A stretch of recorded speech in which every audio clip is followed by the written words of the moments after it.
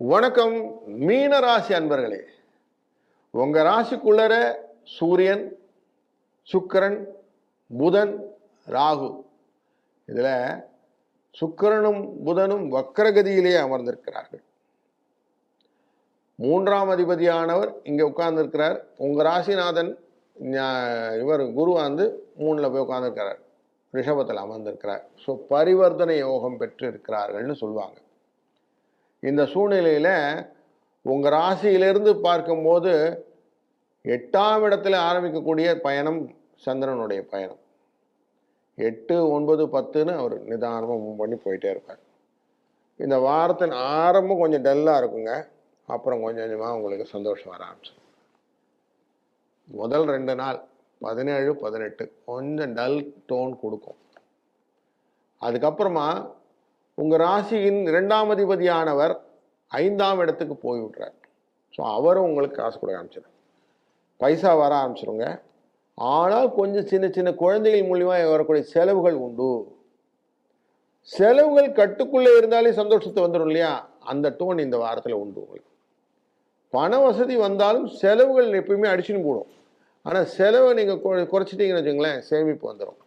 அதனாலே இந்த வாரத்திலே கொஞ்சம் சேமிப்பதற்கான வாய்ப்புகளை கொடுப்பார். 12ஆம் இடத்தில் இருக்கக்கூடிய சனீஸ்வர பகவானானவர் கொஞ்சம் திரவிய லாபம் அப்படிங்கிறத கொடுப்பாலும் செலவுகளையும் கொடுப்பார் அப்படின்னு மனசில் வச்சுக்கணும். இந்த செலவுகள் எப்படி இருக்குன்னா உங்கள் கட்டுக்குள்ளே இருக்கும். அப்போ சந்தோஷம் இருக்கும் இல்லையா? குடும்பத்தில் மன மகிழ்ச்சியாக இருந்துருவீங்க.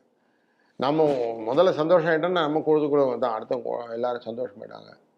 ஆனாலும் உங்களுடைய ராசிக்குள்ளரே இருக்கக்கூடிய சூரியன் அப்படிங்கிறனால, சூரியனாலே வெப்பம் தகிப்பு அப்படின்லாம் சொல்லுவோம். அப்போ உடல் ஆரோக்கியம் கொஞ்சம் பாதிக்கப்படும். மனசால சில தேவையில்லாத கலவரங்களை நம்ம மனசு போட்டிகிட்டே இருக்கும். அதனால ஒரு சூடாக ஃபீல் பண்ணுவோம். நார்மலாக சொல்லுவாங்களே குளிக்கிறது அப்படின்னு சொல்லுவாங்க, அது குளிர்வித்தல்னு பேர். நார்மலாக என்ன பண்ணுவோம், டேப்பை திறந்து குளிக்கும் போது நேராக கையில் காலில் தண்ணி ஊற்றிப்போம். இதுதான் நம்ம பண்ணுற தப்பு. எஸ்பெஷலி மீன ராசிக்காரன் நீங்கள் என்ன செய்யணும், இந்த வாரத்திலேருந்து ஒரு பழக்கத்தை கொண்டு வாங்க. அந்த காலத்துல எல்லாம் என்ன பண்ணுவோம், முதல்ல குளத்தில் போய் குளிக்கும் போது புரோஷனம்னு சொல்லி தலையில் தெளித்து கொள்வோம். அதுக்கப்புறமா காலையில் 6 மணிக்கு உள்ளே இறங்கி தலை முங்கி குளிப்போம். அப்போ புரோட்சித்தல் அப்படிங்கிற காரியம் எப்படின்னா, தலைக்கு முதல்ல தண்ணி போடணும், தலையில் தண்ணி விழணும். அப்படி வந்து விட்டிருந்தால் முதல்ல தலை சூடு குறைய ஆரம்பிக்கும், அதுக்கப்புறம் உடல் சூடு குறைய ஆரம்பிக்கும். அதனால் நீங்கள் செய்ய வேண்டியது என்னவென்றால், இந்த மீன ராசிக்காரர்களுக்கு சூரியன் முதலிலே மேலே உட்கார்ந்துருக்கிறாருன்னு புரிஞ்சுக்கொண்டு குளிக்கும் போது ஒரு ஜக்கு தண்ணியை முதல்ல தலையில் ஊற்றிடுங்க. கொஞ்சம் உடம்பு கொஞ்சம் சூடாக குறைய ஆரம்பிக்கும். உங்களுக்கே ஃபீல் பண்ணுவீங்க. நல்லா அப்படி பண்ண ஆரம்பிச்சிங்கன்னா இந்த வாரத்தில் இதான் எக்ஸசைஸ். இப்படி பண்ணிங்கன்னா ஆட்டோமேட்டிக்காக மனசு ரிலாக்ஸ் ஆரம்பிச்சிடும். உடம்பும் குளிர்விக்கும், மனசும் ரிலாக்ஸ் ஆகிடும். அப்புறம் வெளியில் வருவீங்க, உங்கள் குடும்பத்தை பற்றி பேச ஆரம்பிப்பீங்க. பிள்ளைகள் கல்யாணம், குழந்தைகள் கல்யாணம் அப்படிலாம் வரும். இந்த வாரத்திலே 2ஆம் அதிபதி 5ஆம் இடத்துல போய் உட்கார போகிறார் அப்படின்னு சொன்னேன். 4ல் இருக்க வரைக்கும் ஒன்றும் வேண்டாம். 19ஆம் தேதிக்கு மேலே இந்த விஷயங்கள்லாம் பேசுங்க. கொஞ்சம் இணக்கமான சூழ்நிலை வரும். உங்கள் ராசியிலேருந்து பார்க்கும்போது 7க்குரியவன் அப்படின்னு பார்த்தா புதன். அவர் வக்ரகதியிலே அமர்ந்திருக்கனாலே வீட்டில் கொஞ்சம் கருத்து வேறுபாடு ஏற்படும். அதனால் கொஞ்சம் விட்டு கொடுத்து போகிறதுன்னு மனசில் வச்சுக்கோங்க. வார்த்தை தடித்தல் அப்படிங்கிற வார்த்தையை மைண்ட்லேருந்து தூக்கிடுங்க. நான் வார்த்தையால் அடிப்பேன்லாம் வேணாம், கொஞ்சம் அதெல்லாம் ஓரம் வச்சுட்டு விட்டு கொடுத்து போயிட்டா சந்தோஷம். நார்மலாக சொல்லுவோம் இல்லையா, தேங்க்ஸ் அண்ட் சாரி அப்படின்னு சொல்லுவோம். இந்த 2 செய்யுங்க. தேங்க்ஸ் அண்ட் சாரி இந்த வாரத்தில் அவசியம் உண்டு. அண்ட் உடம்பு அசதியை கொடுக்கக்கூடிய வாரம், மனசில் கொஞ்சம் சோர்வையும் கொடுக்கக்கூடிய வாரமாக முடிந்த வரைக்கும் உங்கள் கோஸ்டாஃபை கோப்பப் பண்ணி வச்சுக்கிடுங்க.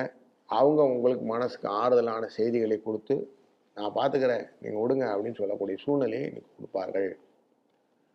விற்பனையில் இருக்கக்கூடிய வியாபாரத்துல வியாபாரம் கொஞ்சம் எதிர்பார்த்த மாதிரி இருக்கும். லாபமும் கிடைக்கும். இந்த வாரத்தில் கொஞ்சம் லாபம் கிடைக்குமா அப்படின்னா லாபம் கிடைக்கிறதுக்கு வாய்ப்பு உண்டு. ஏன்னா சந்திரனுடைய தன்மை வந்து 20ஆம் தேதிக்கு மேலே லாபம் அப்படின்னு உங்களுக்கு கிடைக்கும். கடையை விரிவுபடுத்துகிற எண்ணம்லாம் இருந்தால் நல்லா செய்யலாம். அந்த முயற்சிகள் எல்லாம் பலன் கொடுக்கும்.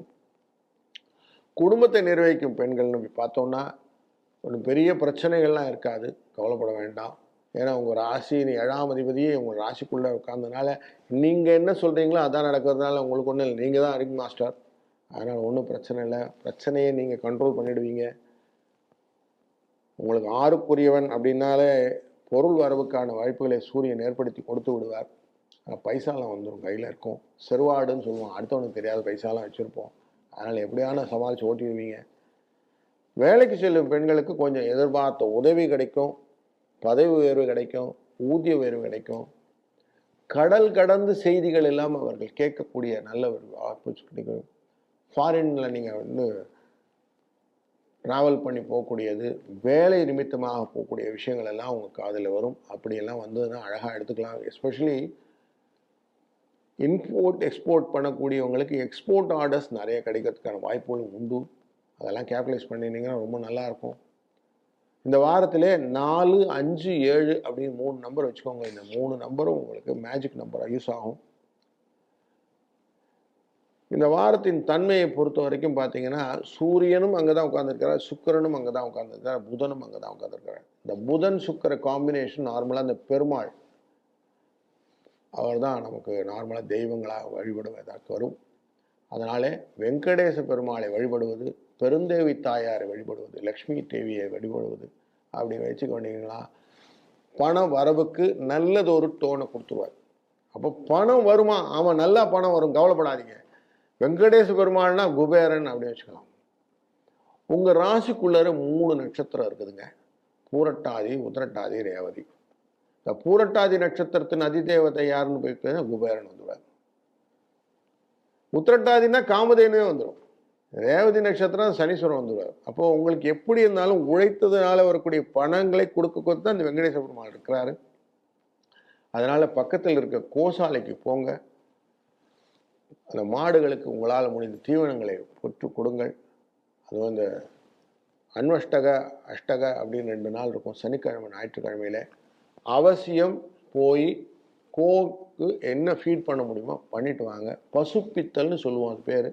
அப்படி பண்ணினீங்கன்னா என்ன ஆகும்னா, வரக்கூடிய நாட்களில் ஏற்கனவே சனி உள்ள தொட்டுட்டேன்னு வந்துட்டாரு, வரக்கூடிய நாட்களில் உங்கள் ஜென்மத்துக்கே வரப்போகிறாரு.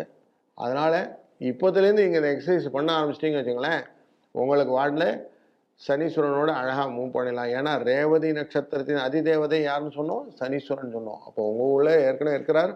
உத்திரட்டாதி நட்சத்திரத்தின் சாரம் யாருன்னா சனீஸ்வரன். உள்ள ஏற்கனவே இருக்கிறவர் தான் நீங்கள். அதனால் சனி உங்கள் ஃப்ரெண்டு தான், ஒன்றும் பெரிய பயமுறுத்தத்துக்கு ஒன்றும் இல்லைங்க.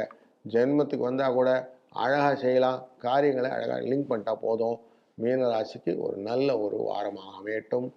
வாழ வளர்த்தும்.